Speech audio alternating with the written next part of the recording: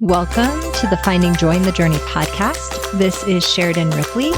I'm a teacher, a life coach, an author of 6 books, and I am so excited to be with you here today to share a tip or a tool to help you find more joy in your journey. Today, I wanted to dive a little bit deeper into self-love and the different aspects of it. And maybe for this 21-day challenge that's coming up in February on the 12th, that you think about what area do you really need to work on? Is it self-love in general, or I kind of broke it down into 3 other parts. And then I have a kind of cool garden analogy to finish up. So there's self-compassion, self-worth, and self-acceptance. And I feel like they all fall underneath the self-love garden, if you will. So self-compassion is the practice of being kind and understanding towards yourself, especially in times of failure, when you're challenging or really suffering through something. And it involves treating yourself with the same care and concern that you would show a friend. If a friend was going through this, would you be kind and compassionate? Then you should be kind and compassionate to yourself. And sometimes that's challenging. It's about recognizing that being imperfect, failing, experiencing difficulties are all part of the shared human experience. We're all going to have these things. And so compassion is really what will help us to find healing and be able to move through those challenging times. And on the other hand, self-worth is more of that internal sense of being good enough, worthy of love and respect and belonging. I probably should have talked about this first because, as you'll see in my analogy, it really is that fertile soil that we need. It's the foundation upon which everything else is built. Unlike something like self-esteem that can fluctuate based on our achievements and external validation, self-worth is more stable and just is always there. It's that underlying sense of value that comes from within.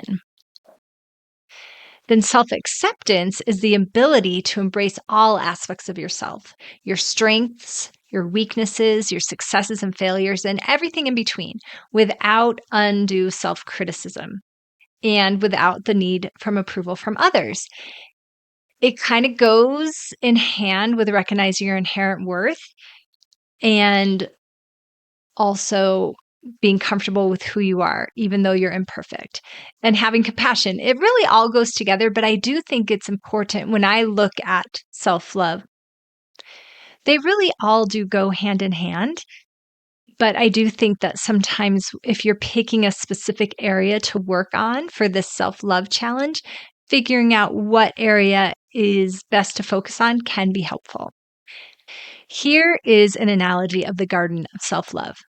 And my boys went to journey school when they were growing up, my 2 youngest, and they had a garden and the kids would go garden in it once a week. And for one of my son's Eagle Scout projects, we painted the fence and there was a beautiful sign that said Journey School Garden. So I want you to imagine a beautiful garden and there's a fence around it and there's a sign that says Self-Love Garden. And then let's talk about the things that are in this garden and what they represent. So self-worth equals the soil. It's that rich, fertile soil in your garden. It's the foundation that supports everything else.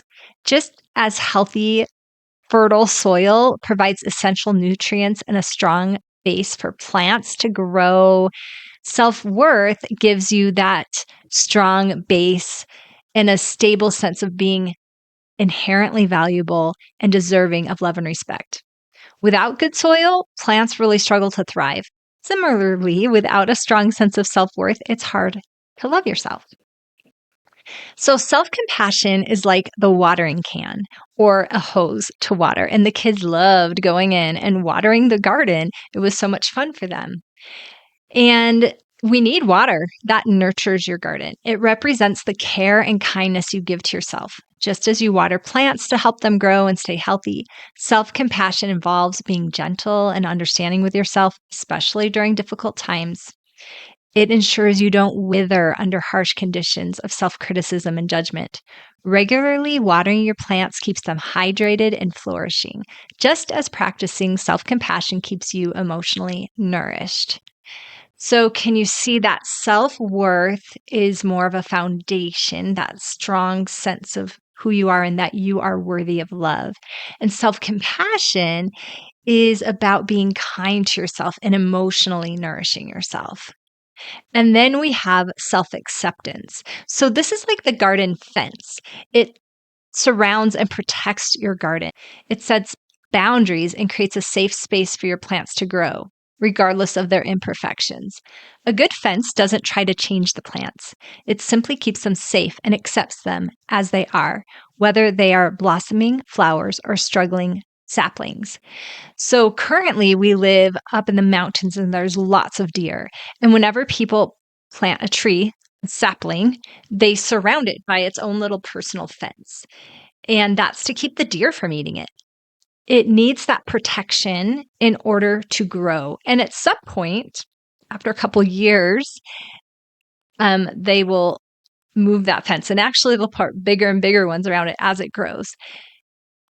I feel like self-acceptance is like that. It's a fence that protects us from outside forces and ourselves also, because we have to embrace all aspects of ourself, our strengths and our weaknesses without undue judgment.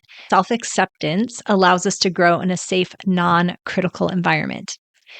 They really are all interrelated, but together, the three elements of self-worth, self-compassion, and self-acceptance, the soil, water, garden fence, create a thriving garden of self-love where you can grow, flourish, and reach your full potential.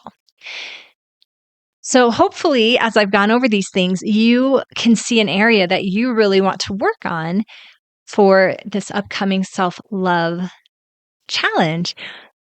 It's interesting because I have a list of things we're going to talk about, and most of them help with all the areas. So in some ways, it doesn't matter. You could just say, I want to increase loving myself, and it will hit it. However, you might have a specific belief, which we're going to talk about next week, our beliefs that fall more into one of these areas.